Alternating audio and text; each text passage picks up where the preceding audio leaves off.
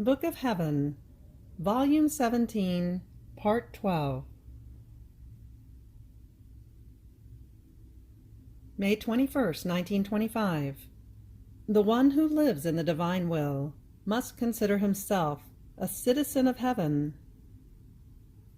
This is the living in divine will, never to leave the Creator alone, to admire all of his works, and to give to him, in return for his great acts, the little acts of a creature. I was thinking to myself, and almost lamenting to my lovable Jesus, that sometimes he allows that he comes and makes me suffer in the presence of the confessor. And as much as I try to resist falling into that state of loss of consciousness and of pains, it is impossible for me. I say to Jesus, "My love, there was time last night, and there is time today for you to come and make me suffer. For now, since the confessor is here, leave me free, and later you shall do whatever you want. I shall be at your disposal." But no, I say this in vain. An irresistible force surprises me and puts me in a state as if I were dying. So I was lamenting to Jesus about this, and I prayed him not to allow it. And he, all goodness, told me, "My daughter, if I allow it, it is because of the firmness of the confessor, who does not cease to pray me to make you suffer, always for the purpose of my glory and of placating me. If I did not concur, I would remain dishonored in you, and you would cause the truths that I have manifested to you, both on my will and on the other virtues, to be put into doubt." One could say, where is the obedience of the victim, whose very nature must be transformed into what obedience wants?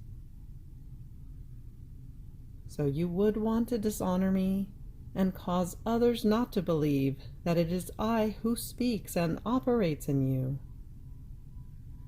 Furthermore, you must know that in order to entrust to you the mission of my will, though I did not remove from you the original sin, as I did with my beloved mamma, I removed from you the source of concupiscence and the seed of corruption, because it befitted the decorum and the sanctity of my will for it not to take its place in a corrupted will and nature. This would have been like clouds before the sun of my will, and the knowledges about it, like rays, would not have penetrated and taken possession of your soul. Now, since my will is in you, all heaven, the most holy Virgin, all the saints and angels, are bound to you, because my will is life of each one of them. Therefore, when you hesitate even slightly, or when you reflect on whether you should adhere or not, heaven and earth feel shaken from their very foundations, because that will, that is life of all, and that by its highest goodness wants to reign in you as it does in heaven, does not have its full dominion, its just honor. Therefore I recommend to you, never again call your will to life, if you want your Jesus to be honored in you, and my will to remain with its full dominion. I was frightened in hearing of the great evil I do by merely reflecting on whether or not I should surrender to what Jesus wants of me, even though I always end up surrendering. What would happen if, may this never be, I did not surrender? I felt distressed, fearing I might do that. And my lovable Jesus, having compassion for my distress, as I felt crushed, fearing that, may this never be, I might not always do his most holy will, came back and told me, "My daughter, courage, do not fear. I have told you this, and I have showed you how all of heaven is bound to that will of mine that reigns in you, so that you may never surrender to your will, because the divine will and the human will are the fiercest enemies of each other. And since the divine will is stronger, holier, more immense, it is befitting that its enemy, the human will, remain under its feet, and serve as the footstool of the divine will. In fact, the one who must live in my will must not consider himself a terrestrial citizen, but must regard himself as a citizen of heaven. And it is with just reason that all the blessed feel shaken, because the one who lives with their same will is thinking of letting the human will enter the field, cause of disorder, that has never entered the celestial regions. You must be convinced that by living of my will, the life of your will is ended. It no longer has reason to exist. This is why I have told you many times that living in my will is very different. Those who do my will are free to give their own and to take it back, because they live as terrestrial citizens. But the one who lives in it is bound to an eternal point, flows together with my will, is surrounded by an impregnable fortress. Therefore do not fear, and be attentive." Then, as though wanting to cheer me and to strengthen me in his most holy will, he took my hand in his and told me, "My daughter, come and make your round in my will. See, my will is one, but it flows as though divided in all created things, and yet without being divided.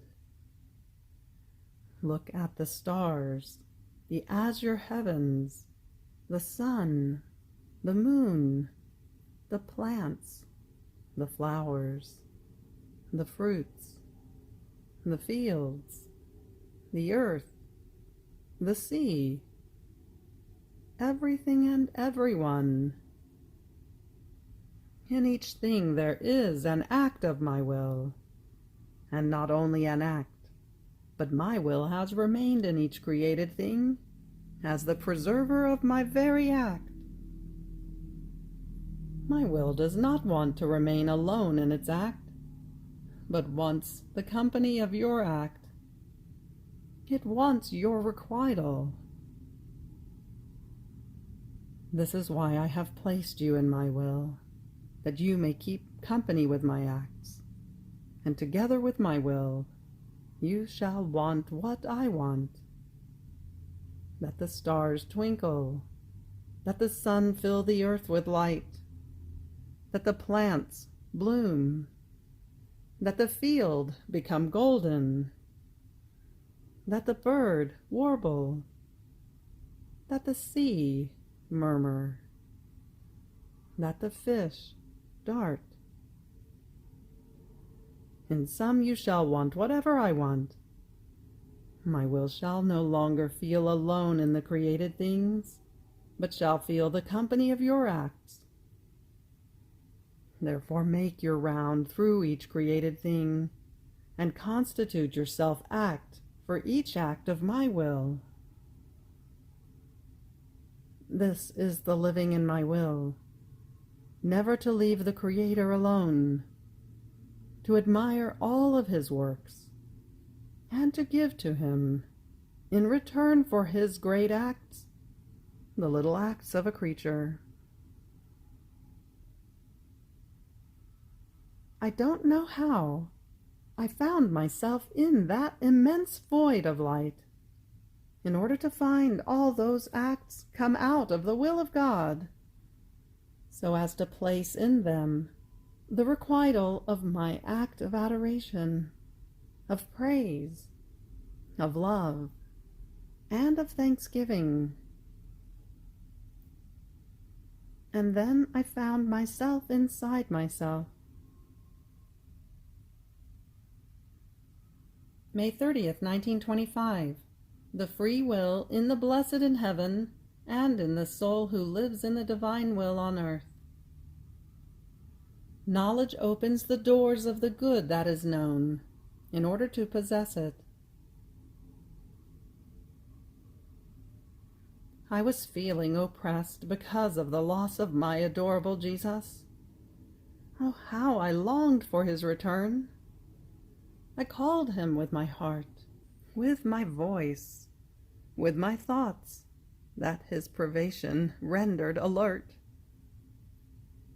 Oh God, how long the nights without Jesus! While together with him, they go by like a single breath. And I was saying, my love, come, do not leave me. I am too little. I need you. And you know that my littleness cannot be without you. And yet you leave me. Ah, come back, O Jesus. At that moment, he extended one arm around my neck, and he made himself seen as a child, pressing his head so very strongly against the inside of my chest, and knocking with his head against my chest, to the point that I felt it as though break down, so much so that I trembled and feared. And Jesus, with strong and gentle voice, told me, "My daughter, do not fear. It is I, and I do not leave you. And besides, how could I leave you? The living in my will renders the soul inseparable from me. My life is for her more than the soul to the body. And just as the body without the soul turns into dust, because it lacks the life that sustains it, in the same way, without my life within yourself, you would remain empty of all the acts of my will in you. You would no longer hear my voice in the depth of your soul, repeating and whispering to you the way to have you carry out your office in my will. If there is my voice, there is also my life which emits it. How easily you think that I might leave you! I cannot do it. First you would have to leave my will, and then you could think that I have left you. But for you to leave my will shall also be difficult, not to say almost impossible. You are in the condition that is almost similar to that of the blessed in heaven. They have not lost their free will. This is a gift that I gave man, and what I give once, I never take back. Slavery has never entered heaven. I am the God of sons and daughters, not of slaves. I am the King who makes everyone reign. There is no division between me and them. But the knowledge of my goods, of my will, and of my happiness is so great and so vast that they are filled with it to the brim, to the point of overflowing outside, and their will finds no place to act. And while they are free, the knowledge of an infinite will and of the infinite goods in which they are immersed leads them with an irresistible force to use their will as if they did not have it, considering this their greatest fortune and happiness, but spontaneously free and of their own will. The same for you, my daughter. Making my will known to you has been the greatest grace I have given you. And while you are free to do your will or not, before mine, your will feels incapable of operating. It feels annihilated. And knowing the great good of my will, you abhor yours. And without anyone forcing you, you love to do my will in view of the great good that comes to you from it. The many knowledges that I have manifested to you about my will are divine bonds, eternal chains that surround you, possessions of celestial goods. And if it tries to escape from these eternal chains, break these divine bonds, lose these celestial possessions also in this life, your will, though free, does not find its way out. It becomes confounded. It sees its littleness, and fearing itself, some trick of its own, it dives and plunges itself into my will with more spontaneous love. Knowledge opens the doors of the good that is known, and the more knowledges I have manifested to you about my will, the more different doors of goods, of light, of grace, and of divine sharings I have opened for you. These doors are open for you, and as these knowledges reach into the midst of creatures, these doors shall open for them, because knowledge makes love arise for the good that is known. And the first door I shall open shall be my will, in order to close the little door of theirs. My will shall make them abhor their own, because before my will, the human will is incapable of acting. With the light of my will it sees how insignificant and good at nothing it is. Therefore, as though consequently, they shall put their will aside. Moreover, you must know that when I manifest to you one knowledge about my will, only when you have let all the good of what I have manifested to you enter into your soul, then do I decide to open for you another door of my knowledge. If I did not do so, yours would only be the news of that good, but not the possession of it. I do not know how to do this. Whenever I speak, I want the good that I manifest to be possessed. Therefore be attentive in the exercise of my will, that I may open for you more doors of my knowledges, and you may enter more into the divine possessions. June 3rd, 1925. Everything was done in creation. In it, the divinity manifested all of its majesty, power, and wisdom, and made display of his complete love toward the creatures. If man does not take the divine will as life, the works of redemption and sanctification shall not have their copious effects. I was fusing myself in the holy divine volition according to my usual way, and I was thinking to myself, where has our Lord God done more for the creature? In the creation, in the redemption, or in the sanctification? And my always lovable Jesus, moving in my interior, showed me the whole creation. How much sublimeness! What magnificence! How many harmonies! What order! There is not one point, either in heaven or on earth, in which God has not created something special and distinct, and with such mastery that the greatest scientists, before the smallest thing created by God, feel that all of their science and mastery is an absolute nothing compared to the things created by God that are full of life and of motion. Oh, how true it is that to look at the universe and not to recognize God, not to love Him, and not to believe in Him, is true folly.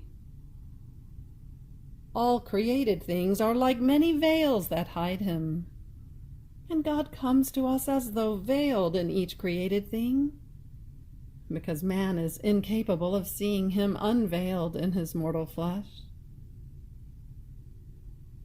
The love of God for us is so great that in order not to dazzle us with His light, frighten us with His power, make us feel ashamed in front of His beauty, annihilated before His immensity, He veils Himself in the created things, so as to come in each created thing and be with us, even more, to make us swim in His very life. My God, how much You have loved us, and how much You love us. Then, after He had me look at the whole universe, my sweet Jesus told me, "My daughter, everything was done in creation. In it, the divinity manifested all of its majesty, power, and wisdom, and made display of His complete love toward the creatures. There is not one point, either in heaven or on earth, or in any created thing, in which the completeness of our works cannot be seen. Not one thing was left half done. In creation, God showed off all His works for the creatures. He loved with complete love, and did complete works. There was nothing to be added or to be removed. So I did everything, nor can we do incomplete works. On the contrary, in creation, a distinct and complete love toward each creature was placed in each created thing. The redemption was nothing other than a reparation of the evils that creatures had done. It added nothing to the work of creation. And sanctification is nothing other than help, grace, light, so that man may return to his original state of creation, to his origin, and to the purpose for which he was created. In fact, in creation, by virtue of my will, the sanctity of man was complete, because he came out of a complete act of God. He was holy and happy in the soul, because my will brought to him the reflections of the sanctity of his Creator, and he was also holy and happy in the body. Ah, my daughter, in spite of redemption and the work of sanctification, the sanctity in man is incomplete, and for some it is as though useless. This says that if man does not turn back in order to take my will as life, as rule, and as food, to be purified, ennobled, divinized, and to take the first act of creation, so as to take my will as his inheritance, assigned to him by God, the very works of redemption and sanctification shall not have their copious effects. So everything is in my will. If man takes it, he takes everything. It is one single point that embraces and encloses the goods of redemption and of sanctification. Even more, for the one who lives in my will, because he has taken the first point of creation, all these goods serve him, not as remedy, as for those who do not do my will, but as glory and as his special inheritance, carried upon earth by the will of the Celestial Father in the person of the Word. And if I came upon earth The first act was precisely this: to make known the will of my Father, in order to bind it again to the creatures. The pains, the humiliations, my hidden life, and the whole immense sea of the pains of my passion were remedies, medicines, supports, light, in order to make my will known, because with this I would have man not only saved, but holy. With my pains I placed him in safety. With my will I gave him back the sanctity lost in the terrestrial Eden. Had I not done this, my love, my work, would not have been complete as they were in creation, because my will alone has the virtue of rendering complete our works toward the creatures, and the works of the creatures toward us. My will makes one think differently. It makes one look at my will in all created things, speak with the echo of my will, operate through the veils of my will. In a word, one does everything all at once, according to my supreme volition, while the other virtues act slowly, little by little. My redemption itself, without the first act of my will, serves to dress the deepest wounds, as medicine for man, so as not to let him die, as antidote, so as not to let him fall into hell. Therefore take to heart my will alone, if you really want to love me and make yourself a saint. June 11th, 1925. The good that one loses by not doing the divine will is irreparable. How the divine will is the balance of the attributes of God, and was to be the balance of the man's operating. I felt my poor mind immersed in the most holy will of God. Oh, how I wished I would do not even one breath, one heartbeat, one movement outside the supreme volition. It seemed to me that everything which is done outside the will of God makes us lose new beauty, new grace and light, and places us as though in dissimilarity with our Creator, while Jesus wants us to be similar to our Supreme Maker in everything. And in what easier way can we be like him other than by receiving into ourselves the continuous life of his most holy will? It brings us the reflections, the features of our celestial Father. It maintains whole within us the purpose of creation. It surrounds us in such a way as to preserve us beautiful and holy as God created us. And it gives us that something ever new, of beauty, of light, of love never interrupted, that can be found only in God.